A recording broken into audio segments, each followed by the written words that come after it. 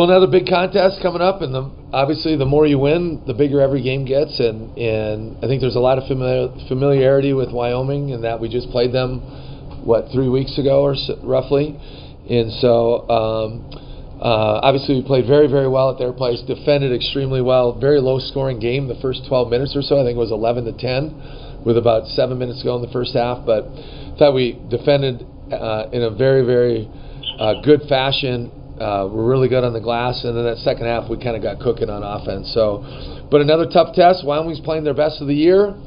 Obviously, their record is not what they want it to be, but they did pick. Since we played them, they beat San Jose State.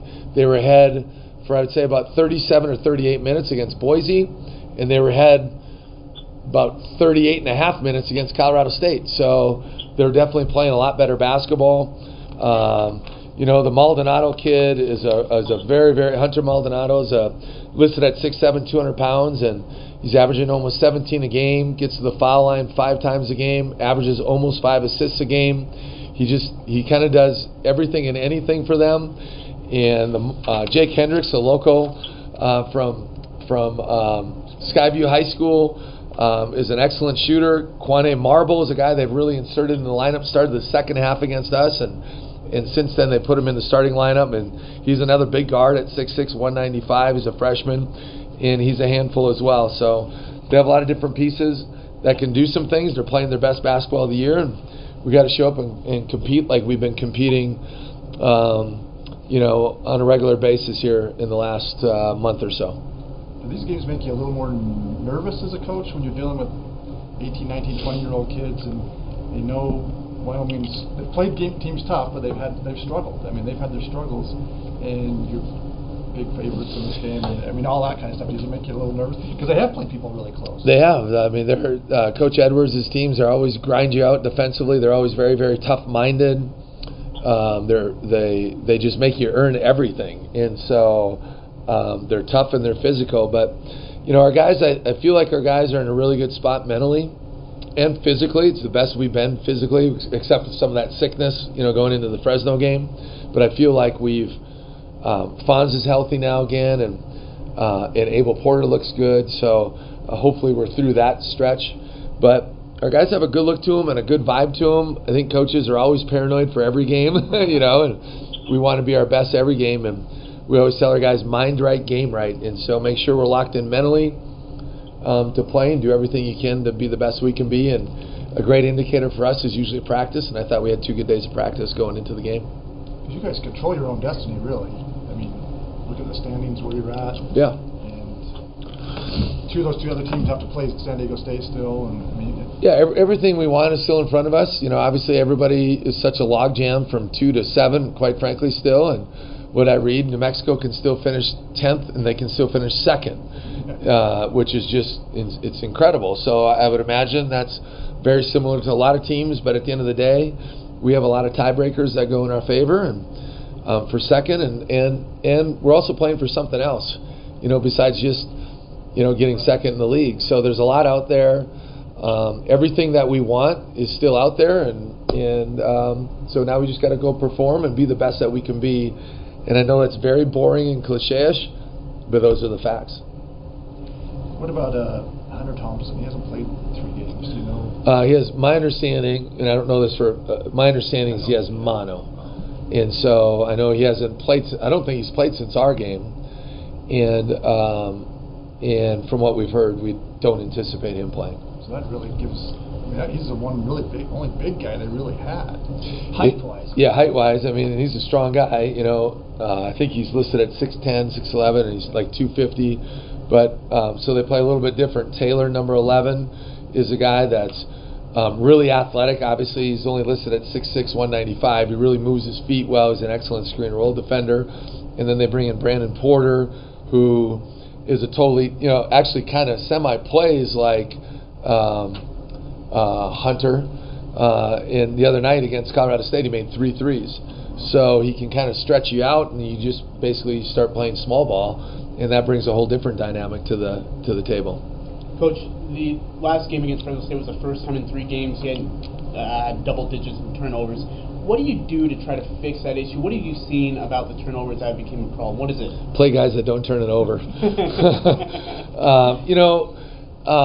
I thought what do we have, 11? 9 versus Fresno State. Oh, okay. So the last 2 games, and I think Colorado State, we had 8 turnovers. Fresno's 9. We've definitely emphasized it a lot more.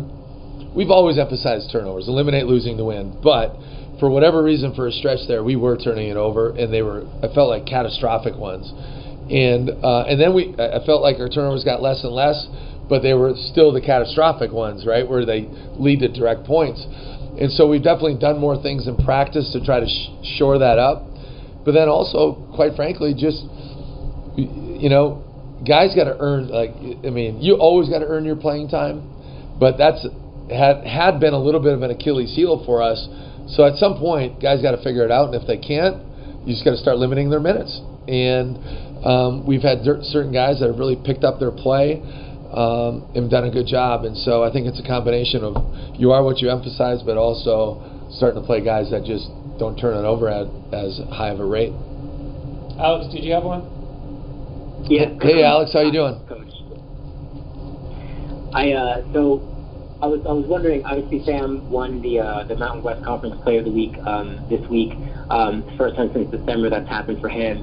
But just like in the past 6-7 games, he's kind of played really well. He looks like he's in a groove all around. What would you say has been just the main difference in him these last few weeks? Well, he's never going to say this, but I will. I think it's the first time, quite frankly, since maybe the first 6 games that he's been 100% and really healthy.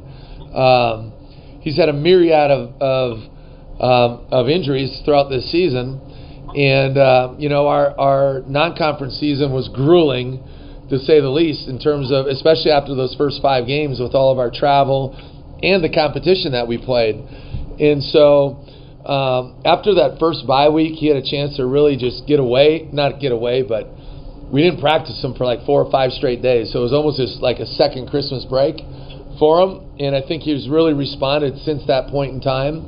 And he's playing excellent basketball, Sam Merrill type basketball. And certainly he's starting to score it at a higher level than he was. But he just looks more mobile, more explosive. He's elevating more on his shot. And he's just really making a lot of plays. So I think that's a big part of it. And then I think the other thing is just it's that time of year where it's the end. And you see this with seniors a lot of time right now, where they know it's the end of their career. And they don't know what's coming next. For 3 years they always know, I'll be back next year, maybe in a different role or whatever. But now, who knows what's next? So, every senior always says, man, it just goes so fast. I just can't believe how fast it goes. And now it's for real. And I think you always see seniors playing excellent, for the most part, seniors playing excellent basketball at this time of year. Mm-hmm. I had a conversation with him about how many minutes he plays. He said that he's basically played 30+ since his freshman year. So he's used to it. It's not something that kind of bothers him. And he said that basically you and him and I guess the training staff have this relationship where, basically he's the person that asks you for a breather if he needs one, and if not, has happened a lot of times this season, he'll play 40 minutes if he can and if he wants to. How much do you as a coach kind of try to just find him little places where he can rest if you feel he needs it, or in a way maybe saving him from himself, especially since earlier in the season he was hampered by injuries like you were saying? Yeah, every game brings on a different dimension, and then we do what we can in practice to be smart. As a head coach, I really trust Sam. He loves to play. He never wants to be out of anything. But there's times I've had to kind of convince him, no, you're sitting for a little bit. And but he knows his body better than anybody. He's very in tune to his body. And he's been through the rigors before. He understands the whole the grind of it, quite frankly, of roughly a 6-month season. So the other night against Fresno, he played the whole game, but when Abel Porter got sicker than a dog, about an hour and 15 minutes before tip-off, and Fonz was very, very sick and didn't practice the 2 days prior, I knew there was a good chance he was playing 40 that night. And so, but you always try to kind of work the media timeouts and you know, depending on who they have on the floor with matchups, can we afford to sit this guy right now, or can we exploit them, you know, with who they have on the floor? So you're always, who do we have out right now? Who's in foul trouble? So you're always kind of looking at the big picture of things that way. But I learned in my first game at Utah State, when I took Sam out 2 times at Montana State in the first half, and then the second time he came out in the second half, he walks by me only like Sam Kinney, goes, you know, Coach, I averaged 36 minutes a game last year. And that was the 4th time I took him out that game. And I was like, oh, okay. Then why are you moving so slow? No, I'm kidding. But you know what? That was good that he said that, because everybody handles fatigue a little bit differently. And so that was a learning curve for me as to, you know, maybe he looks tired, but he's okay. And so we just built our relationship in a very trustworthy way. And now we have very open and honest discussions about it. And I'll ask him during a game, hey, you okay? Yep, I'm good. Hey, you okay? I just need a quick one, you know? And I trust him. And so we work together on that, and I think it works pretty well. When he was hurt, was he doing that more often, asking you for a break? I wouldn't say that, but I think he just wore down a little bit quicker, right? When you're beat up and you're not as fresh, I just think you get bogged down a little bit more, and so he probably rested a little bit more in those, in that time frame. Thanks, Coach. Yeah, you bet. Al texted me with a question. Fresno State was your 200th head coaching victory. What's your thoughts on hitting 200 head coaching victories? Well, it means I'm getting old. That's what it means. But you know what? I've been really, really fortunate I've been able to do this for 24 years and a head coach for, I got to add it up, 3, 7. This is my 9th year as a head coach, and just been very fortunate to have an incredibly supporting family. My wife and kids are, you know, it's a lifestyle, and if you don't have that backing at home, it's very, very difficult to do. And I've been very fortunate that way to be married for almost 25 years and a great wife and unbelievable kids, or unbelievable wife and great kids.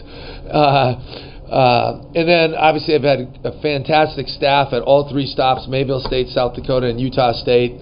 And then you better have really good players and really talented players, because basketball is a player's game. You do your best as a coach to develop them and mentor them and put them in position to succeed. But at the end of the day, it's those dudes that go out and make the plays, whether it's a rebound or set a screen or contest a shot or put the ball in the hole. And so basketball is the ultimate player's game, and you better have good players or it's going to be hard to win and win at a high level. And been fortunate to have really, really good players at all 3 stops along the way. Coach, does the end of the season sneak up on you like it does on us? I mean, I remember talking to you the first of the season, and you said there's no breaks. Like, it's just full go. And now we're here 3 games left, and you're done for the tournament. It's incredible how fast it goes. I mean, there's certainly a level where there's some dog days. And this year, this year's flown by, but at the same time, there's been some grinding weeks just because of their circumstances this week. And how do we need to play? And just because it's just been certain guys kind of in and out. But it does. And I always feel like once you kind of get past the halfway point of league, you know, it just goes down. It just goes super fast the rest of the way. And now it's hard to believe there's only 3 games left in the regular season.